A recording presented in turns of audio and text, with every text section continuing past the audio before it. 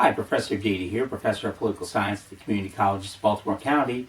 Today to talk about the second part related to American foreign policy, really from the Cold War to today. And when you think about this time period, the Cold War really started once World War II ended. And the Cold War was a term to describe the relationship between the United States and Soviet Union, both battling for about 40 years to see which country, which ideology, which power was really going to dominate world thinking and world thought. President Truman comes into power in 1945, and Truman recognized the Soviet threat a little quicker than probably President Roosevelt had seen it while President Roosevelt was alive. And one thing to say about this time period, when thinking about it, was it was a very tense time period in the world stage. And one thing I want to say really important about this, the tension, the suspicion. You had the CIA battling with the KGB over finding out information, espionage, etc. The United States did a variety of things. We had a policy of containment, try to contain communism. We also had a policy called the Marshall Plan, which helped rebuild Europe economically. The purpose of the Marshall Plan was to get Europe back on its feet so it would not fall to communism and would not fall to socialism. The world changes in many ways. In 1945, our enemies were Germany and Japan, and our friends were China and Russia. By 1950, it was the complete opposite. All during World War II, people wondered what would the post-war world be like. And the Truman Doctrine and Marshall Plan helped enunciate what would happen. The United States really emerged at the end of the war as the leading superpower in the world. Britain bankrupted itself in the victory in World War II to save itself. The problem was Britain didn't have the financial resources to continue being a global superpower as the United States could be. Winston Churchill used the phrase Iron Curtain to describe the division between Europe and the Soviet Union.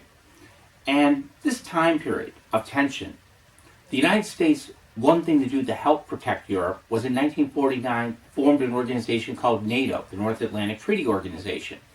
The purpose of NATO at this time was a security blanket, kind of like something we talked about in the last video, where basically an attack on one's an attack on all. Any country belonging to NATO, everyone would defend each other. The United States being the prime member of NATO, it let the Soviets know if you attack anything in Western Europe, it's seen as an attack on America. The Soviets in response came up with the Warsaw Pact that basically said any attack on any Soviet-dominated country, like Poland or Czechoslovakia, is seen as an attack on the Soviet Union. During this time period, you had a lot of tests involved. You had the Berlin Airlift in 1948, where the United States in 1945 was dropping bombs over Berlin. In 1948, we were saving Berlin, flying supplies in to try to help that city when the Soviets cut off the routes to be able to get into the city. The Korean War was part of the Cold War, as far as fighting that war to stop communism from entering the entire Korean peninsula. 1949, China fell. And a lot of people said the United States should have done something to stop China from falling, but it would have been very impractical because of the fact that China is such a vast landmass, we could have never fought a war there successfully. President Eisenhower came into power in 1953, and during this era, the United States built up its military. We also showed a policy of willing to stand up to the Soviets throughout the world. In Eisenhower's last address to the country, his farewell address, he warned against the acquisition of unwarranted influence, whether sought or unsought, by the military-industrial complex.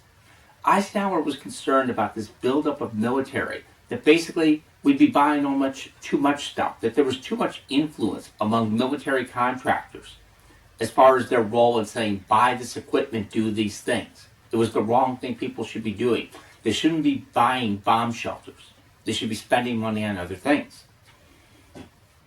President Kennedy comes into office, starts with the Bay of Pigs, the invasion of Cuba, a complete failure. But Kennedy's numbers in the polls rose when Kennedy acknowledged and said, it's my fault, which was quite unheard of at that time. In 1962, the United States came as close as it ever has to nuclear war with the Cuban Missile Crisis. The Cuban Missile Crisis was a severe crisis where basically the Soviet Union placed offensive nuclear weapons in Cuba. And Kennedy, negotiating starting from really a position of weakness, convinced the Cubans and the Soviets over 13 days to remove the missiles. The United States was prepared to go in with an attack Monday if they had not been removed by late October on the Sunday. Luckily, we did not invade because the Soviets were planning on launching the missiles if we had tried to invade. This scared Kennedy, and it also scared the Russians a great deal. And in 1963, we did a couple things. We instituted the nuclear test ban treaty between both countries, promising not to test weapons in the atmosphere. We also set up a hotline phone system so each world leader could call the other leader and discuss various problems to perhaps prevent future tension. Kennedy's assassinated in 1963, and Lyndon Johnson becomes president. And Lyndon Johnson inherited a foreign policy crisis called Vietnam. A lot of the mistakes made in Vietnam started with the Kennedy administration. And Johnson, inexperienced in foreign policy, followed through on a lot of Kennedy's advisors' advice. And there was the fear of losing Vietnam, the domino theory, you lose everything. The problem was the Vietnamese did not want freedom for themselves as much as we wanted for them. We were fighting on their home field, kind of like when the British were trying to attack us during the Revolutionary War. The Vietnamese had home field advantage. We could send in all the tanks and all the helicopters. But it wasn't enough. The Vietnamese were willing to die to the last man. Finally, that war ended in 1975. The result of the Vietnam War also led Congress in 1973 to pass the War Powers Act, which gave Congress more of a say and control over U.S. foreign policy. During the 1970s, under President Nixon, there were two major foreign policy events. First, Nixon going to China in 1972. China had been closed off to most of the Western world for 25 years after the China's Communist Party took control in 1949. Nixon visited China. Nixon had been an anti-Chinese advocate for most of his life. And Nixon going to China, willing to open up diplomatic relations, but also economic relations, changed the game. The other thing this did was push pressure on the Soviets, because the Chinese and Soviets didn't like each other. And within a few months, the Soviets agreed to a strategic arms limitations agreement, reducing the number of nuclear weapons. Nixon was hoping that the move with China and the move with Russia would help him with dealing with Vietnam. The problem was the Soviets and Chinese were more than glad to see America basically make a mess of that. Nixon called for a policy known as Detente, a French word, peaceful coexistence. In other words, let's get along with everybody. The problem was the Soviets saw that as a sign of weakness. And by the 1976, the policy of Detente really was not spoken of anymore. The Soviets were getting more aggressive in the world. In 1979, they invaded Afghanistan. In many ways, they pushed Jimmy Carter around. America was seen as weak, especially after the Iran hostage situation crisis that went from 1979 to 81. This in turn led the United States in 1980 to elect Ronald Reagan, former governor of California, as president. Reagan always talked a tough rhetoric and often talked about winning the Cold War. During the Cold War, we practiced a policy of deterrence. In other words, let's deter our enemies. And deterrence was rather a successful foreign policy. And part of Reagan's strategy for breaking down the Soviet Union and really winning the Cold War was to build up the U.S. military. The idea being we're going to outspend them so much militarily that they will not be able to catch up with us. The other factor that helped Reagan was in 1985 a new leader came into the Soviet Union, Mikhail Gorbachev. Gorbachev was willing to work with Reagan. Sometimes in a situation it takes the perfect relationship of two people working together in order to solve a problem and resolve an issue. And Gorbachev and Reagan were the perfect match. Gorbachev realized that his situation was tenuous in the Soviet Union. The economy wasn't doing very well. And they needed to actually pull out of parts of the world. They had many satellites, troops all over the world. Economically, the Soviet Union was falling apart. And in America, academics kept saying that the Soviet Union would be a political end. Instead, it was really an economic end to the Soviet Union. Reagan building up the arms race, Gorbachev couldn't keep up. It forced Gorbachev really to do some nuclear arms agreements. When you do nuclear arms agreements, yes, you're reducing weapons, but in many ways you're also making weapons that are obsolete. Obsolete by basically saying, we promise not to build weapon X anymore because we have weapon Y that's 10 times better.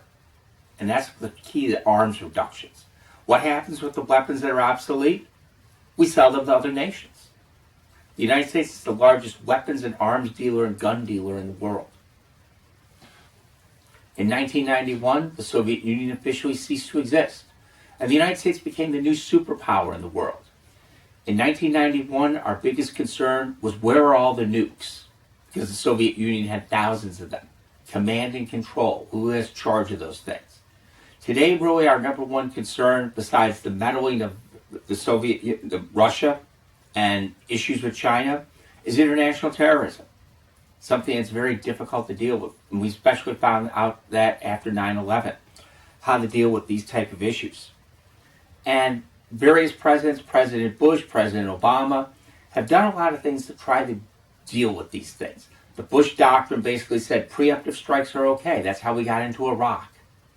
And that became a mess because the Iraqis were like, thank you for liberating us, now get out of our country. The Obama Doctrine, the best way to describe it is something that Obama once said, I don't do stupid wars.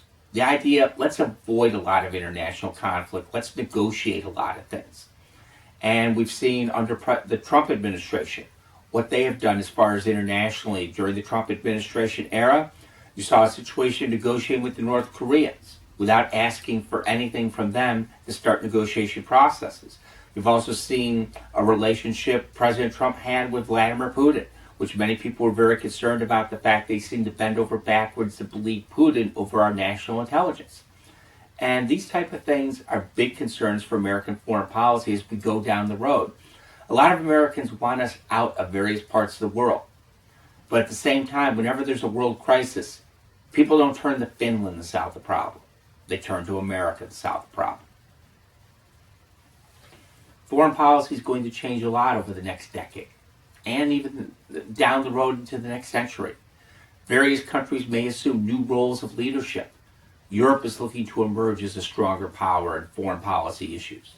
It's a fascinating time to look at these things. Take care. Have a great day.